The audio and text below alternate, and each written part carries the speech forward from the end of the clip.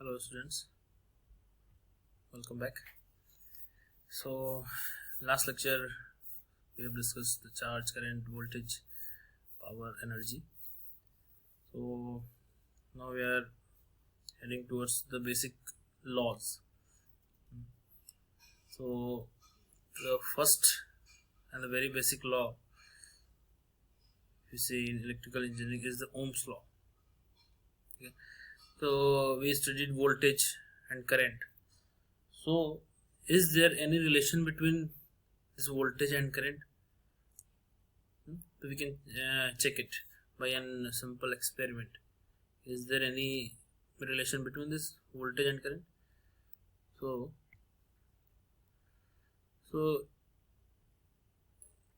if we do some simple arrangement, like we have some series of voltage sources, okay, an element, it's a metallic wire,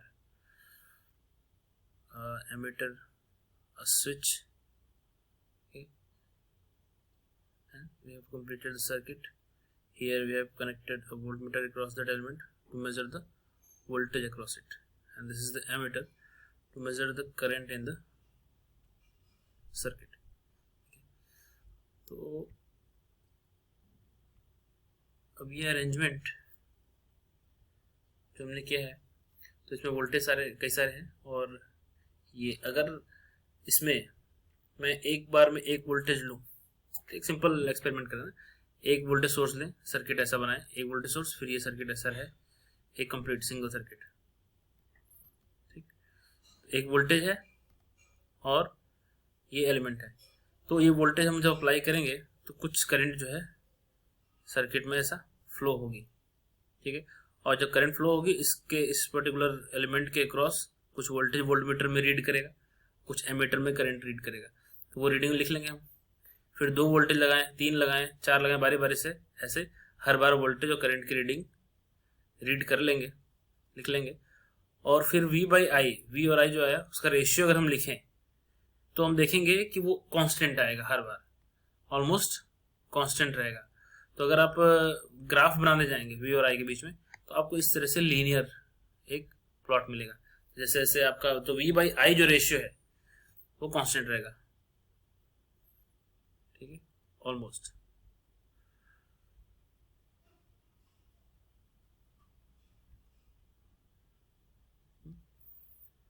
तो जैसे जैसे हम V very कर रहे हैं, I very कर रहा है, तो ये एक एक्सपेरिमेंट देख के 1827 में इस एक्सपेरिमेंट से German physicist Georg Simon Ohm found out the relation between current flowing in the metallic wire and the potential difference across it, ठीक है।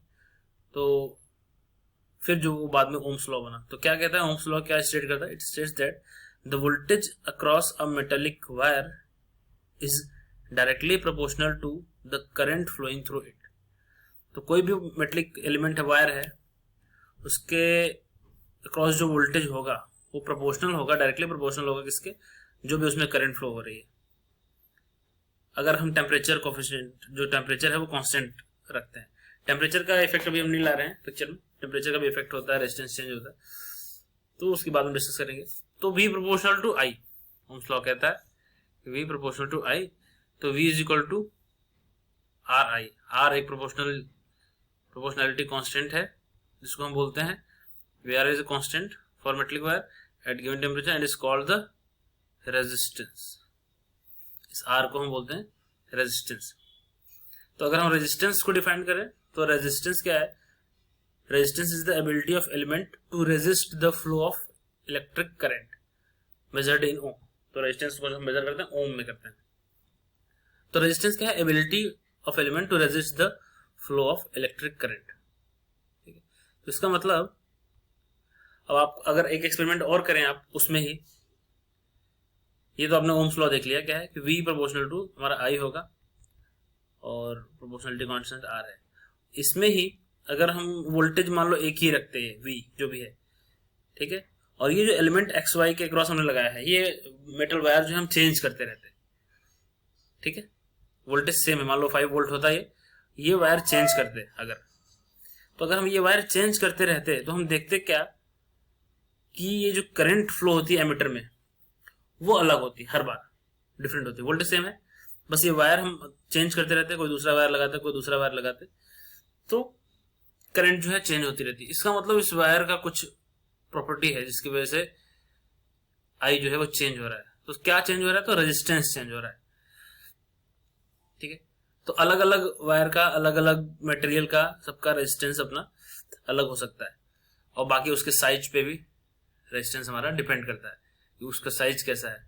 तो इसलिए आगे हम एक स्टेटमेंट देते हैं क्या, कि resistance it depends on cross section area and length of the material. ऐसे R is equal to rho L by A formula लिखते हैं हम, जहां रो है जो आपका ये रो, ये आपकी होती है resistivity, where rho is the resistivity of the material in ohm meter. इसको हम ओम मीटर में मेजर करते हैं, इसको ओम मीटर में। ठीक है, तो it is a property of material. जो रो है वो आपके मटेरियल की प्रॉपर्टी होती है, तो वो किसी उसके हिसाब से चेंज नहीं होती कि लेंथ चेंज कर दिया, एरिया चेंज कर दिया तो रो चेंज होगा। रेजिस्टेंस चेंज होगा आपका, लेकिन रो चेंज नहीं होगा, रेजिस्टिविटी जो होगी वो चेंज नहीं होगी। तो अलग अलग मटेरियल से, गोल्ड है, सिल्वर है, एल्यूमिनियम है, कॉपर है, तो अलग अलग मटेरियल की अपनी अपनी रेजिस्टिविटी होती है। ठीक है, तो बेसिकली क्या होता है, जब कोई भी मेटल है तो उस कंडक्टर है, उसमें अगर चार्ज फ्लो, करंट क्या है, चार्ज फ्लो है, चार्ज फ्लो है, तो वो अलाउ नहीं करता है ऐसा चार्ज फ्लो, क्योंकि वो उसमें बहुत सारे इलेक्ट्रॉन्स होते हैं ऑलरेडी। तो जो रेजिस्टेंस है चार्ज फ्लो के लिए, वही है उसका जो रोकता है, वही है समझो रजिस्टर, रेजिस्टेंस है उसमें। तो अब उस चार्ज फ्लो को रोकने के लिए कुछ, हर एलिमेंट की अपनी अपनी कुछ प्रॉपर्टी है। तो रेजिस्टिविटी जो है वो सबकी अपनी अपनी अलग है। हमने कुछ रेजिस्टिविटी यहाँ पे मेंशन भी किया हुआ है, ये तो कुछ स्टैंडर्ड रेजिस्टिविटी होती है। जैसे सिल्वर की रेजिस्टिविटी होती है 1.64 इंटू 10⁻⁸। कॉपर की रेजिस्टिविटी इतनी होती है, एल्यूमिनियम की, इनकी रेजिस्टिविटी बहुत कम है, मतलब ये चार्ज फ्लो को बहुत कम रेजिस्ट कर पाएंगे, इसलिए इसको हम कंडक्टर्स के कैटेगरी में रखते हैं। कंडक्टर्स मतलब जो करंट फ्लो रोक ना सके, करंट फ्लो जिसमें हो अच्छे से। ठीक है, और जिनकी आप देखोगे रेजिस्टिविटी थोड़ी ज्यादा है, वो सेमीकंडक्टर में आ गए, जैसे कार्बन, जर्मेनियम, सिलिकॉन। ठीक है, और जिनके बहुत ज्यादा देखिए 10⁻10, 10⁻11 पॉजिटिव में, इसमें नेगेटिव में था पावर, इनकी ग्लास, माइका, पेपर, इसका मतलब बहुत ज्यादा रेजिस्टिविटी, मतलब करंट फ्लो बिल्कुल ही अलाउ नहीं करेंगे। तो ये सब हमारे इंसुलेटर में आ गए। अगर आपने पढ़ा होगा तो कंडक्टर क्या होता है कि करंट फ्लो होती है उसमें, सेमीकंडक्टर में थोड़ा सा एनर्जी गैप कम होता है, कंडक्टर बिल्कुल नहीं होता, और इंसुलेशन बहुत ज्यादा होता है। तो इंसुलेटर जो है करंट फ्लो को रेजिस्ट करता है, बिल्कुल करंट फ्लो नहीं होने देता। तो इंसुलेटर में इसका मतलब रेजिस्टिविटी इंसुलेटर की बहुत ज्यादा है। तो कुल मिला के रेजिस्टिविटी जो है वो मटेरियल की प्रॉपर्टी होती है, मटेरियल टू मटेरियल वेरी करेगी, बाकी किसी क्या बोलते हैं फिजिकल अपीयरेंस पे डिपेंड नहीं करती। बट आपका रेजिस्टेंस जो है वो डिपेंड करता है फिजिकल पे। तो रेजिस्टेंस का हमारा एक तो फॉर्मूला हुआ R is equal to rho L by A, resistivity, length, और ए आपका है area, area of cross section. ठीक है, ये आपका रेजिस्टेंस है। तो अलग अलग मटेरियल की इस तरह से रेजिस्टेंस भी आप निकाल सकते हैं। अच्छा, अभी हमने एक चीज देखी कि भाई resistance R is equal to V by I, V proportional to I था, V is equal to IR था, तो R is equal to V by I भी लिख सकते हैं। यहां से हम कुछ चीजें कंक्लूड करेंगे। हम देख रहे हैं क्या कि R इनफाइनाइट कब हो जाएगा, जब अगर हम V बाई आई है, इसमें नीचे डिनोमिनेटर 0 हो जाए, मतलब I जो करंट है वो 0 हो जाए, तो R obviously V by 0 infinite हो जाएगा। ठीक है, अगर हमारा I 0 होता है तो R इनफाइनाइट हो जाएगा। तो इसका मतलब R इनफाइनाइट का मतलब क्या हुआ, R इनफाइनाइट से मतलब आप समझेंगे कि I 0, मतलब I 0 कब होता है, जब सर्किट हमारा ओपन हो। सर्किट ओपन हो, कोई करंट फ्लो नहीं होगी इसमें। तो जब भी हम R इन्फिनिटी की बात करेंगे या ओपन सर्किट की बात करेंगे, ठीक है, ओपन सर्किट की बात करेंगे, तो इसका मतलब रेजिस्टेंस वहां इनफाइनाइट है। ओपन सर्किट का रेजिस्टेंस हमारा इनफाइनाइट होता है। ठीक है, और R 0 कब होगा इस इक्वेशन में देखेंगे, तो जब V 0 होगा तभी R 0 होगा। ठीक है, इसका मतलब V 0 और V 0 का मतलब क्या है, ये दोनों आप, V मतलब क्या, पोटेंशियल डिफरेंस, मतलब इस पॉइंट के बीच पोटेंशियल डिफरेंस 0 होगा। इसका मतलब सेम पोटेंशियल पे है, तो सेम पोटेंशियल पे तभी होंगे जब दोनों को एक सिंगल वायर से कनेक्ट कर दिया जाए, शॉर्ट सर्किट कर दिया जाए। तो कभी भी शॉर्ट सर्किट की जब बात आएगी तो शॉर्ट सर्किट मतलब वहां का रेजिस्टेंस जो है वो जीरो है। ये एलिमेंट को अगर मैं शॉर्ट कर दिया तो यहाँ का रेजिस्टेंस आपका जीरो होगा, ठीक है। और V is equal to zero, voltage भी जीरो ही होगा क्योंकि सेम पोटेंशियल पे हो गया दोनों पॉइंट, ठीक है। तो ये दोनों पॉइंट अगर शॉर्ट सर्किटेड है तो उन दोनों पॉइंट के बीच रेजिस्टेंस जो है वो जीरो, और दो पॉइंट अगर ओपन सर्किट है तो उनके बीच का रेजिस्टेंस इनफाइनाइट, ठीक है। तो कैसे होगा आपने देख लिया अभी ओम्स लॉ के फॉर्मूले से, ठीक है। अच्छा, अभी एक कुछ न्यूमेरिकल बेसिक ले लेते हैं अगर, तो the potential difference between the terminal of an electrical heater is 60 volt दिया हुआ है। When it draws a current of 4 ampere from the source, ठीक, तो what will be the heater draw if the potential difference is increase to 120। तो ये था कि potential difference जब 60 था तो वो 4 एम्पियर करंट ड्रॉ करता था, और वो अगर 120 हो जाए पोटेंशियल डिफरेंस तो कितने एम्पियर करंट करेगा। तो इसका मतलब हीटर का कुछ रेजिस्टेंस होगा, हमने वोल्टेज अप्लाई किया है अगर, तो हीटर का कुछ अपना रेजिस्टेंस होगा तो वो कुछ करंट ड्रॉ करेगा, ठीक है। तो वो रेजिस्टेंस कितना होगा, रेजिस्टेंस तो कांस्टेंट रहेगा अगर टेम्परेचर हटा दे रहे हैं हम तो इफेक्ट। तो इसका मतलब हमने पहले रेजिस्टेंस निकाल लेना है, किसमें, पहली कंडीशन जो दी हुई है 60 वोल्ट और 4 एम्पियर। तो रेजिस्टेंस का क्या होगा, V बाई आई, हमको फॉर्मूला मालूम है। तो 60 बाई 4 15 ओम इसका रेजिस्टेंस हो गया, ठीक है। अब हम अगर वोल्टेज चेंज भी करते हैं तो रेजिस्टेंस तो चेंज होगा नहीं, 15 ओम ही रहेगा।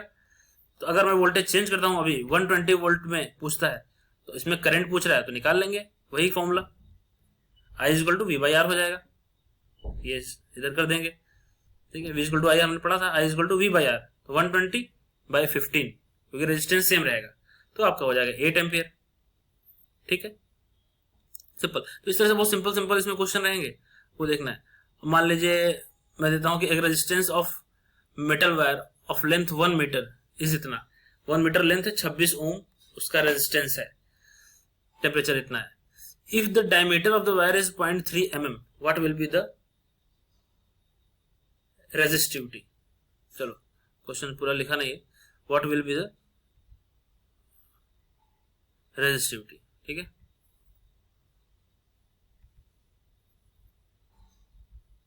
रेजिस्टिविटी कितनी होगी, तो ठीक है, हमको फॉर्मूला मालूम है, R is equal to rho L by A, ठीक है। ए क्या होता है, एरिया, एरिया होता है पाई आर स्क्वायर, आर होता है रेडियस, तो डायमीटर के टर्म में लिखेंगे तो वो हो जाएगा पाई डी स्क्वायर बाई 4, ठीक है। तो डायमीटर हमको दिया हुआ है यहाँ पे, ठीक है, तो एरिया वो निकल जाएगा। अच्छा, अब तो यहां से रो हमको चाहिए, रो क्या हो जाएगा, R A by L. R आपको पता है 26 ओम, ए आपका ये पाई डी स्क्वायर 4, और लेंथ आपको पता है कितनी, 1 मीटर, ठीक है। तो सारी वैल्यू यहां पुट कर देंगे और आपका रेजिस्टिविटी जो है वैल्यू निकल आएगी। सिंपल कैलकुलेशन है, आप कर सकते हैं। फिर एक तरह क्वेश्चन आता है ऊपर वाले क्वेश्चन में ही कि अगर हमारा if the wire is doubled on it the resistance क्या होगा। तो मतलब वायर का जो रेजिस्टेंस 26 ओम था, 26 ओम था, अगर उसी वायर को मैं डबल कर दूं, ठीक है, तो उसका रेजिस्टेंस क्या हो जाएगा। तो डबल कर दो का मतलब क्या हुआ, डबल कर दो का मतलब ये वायर है हमारा, ठीक है, पतला कोई वायर है, इसको मैं डबल कर दूं अगर ऐसा लपेट के, तो क्या होगा, सिंगल वायर था ऐसा, ठीक है, इसको मैं डबल कर दूं तो मतलब ये पोर्शन यहां से इस पे आ जाएगा, ठीक है। अभी आपका ऐसा हो जाएगा वायर, ठीक है। तो एक पोर्शन जब डबल हो गया तो इसका मतलब लेंथ तो इसकी हाफ हो जाएगी, ये सिंगल वायर था, इसको मैं डबल कर दूं तो लेंथ तो इसकी हाफ हो जाएगी और एरिया जो है वो डबल हो जाएगा, ठीक है। तो इससे क्या फर्क पड़ेगा, लेंथ हो जाएगी हाफ, एरिया हो जाएगा डबल। तो ये रहा आपका फॉर्मूला होता है R is equal to rho L by A, वो है 26 ओम गिवन है, ठीक है। अब लेंथ आपकी हाफ हो गई, एरिया आपका डबल हो गया। अब ये 2 अलग कर दो तो ये रो एल बाई ए तो बचता है, साथ में 1/4 आ जाता है, ठीक। तो रो एल बाई ए की वैल्यू हमको पता है पहले से, रेजिस्टेंस की वैल्यू 26 ओम है पिछले क्वेश्चन से, ठीक है। लेकिन अब ये सब चेंज करने से 1/4 का फैक्टर और आ गया, तो 26/4 हो गया हमारा नया रेजिस्टेंस जो है, ठीक है। तो हमने जब वायर को डबल कर दिया तो रेजिस्टेंस चेंज हो गया, कितना हो गया, लेंथ हाफ हो गई, एरिया डबल हो गया, उसकी वजह से टोटल जो है वो 1/4 हो गया, 26/4 हो गया रेजिस्टेंस।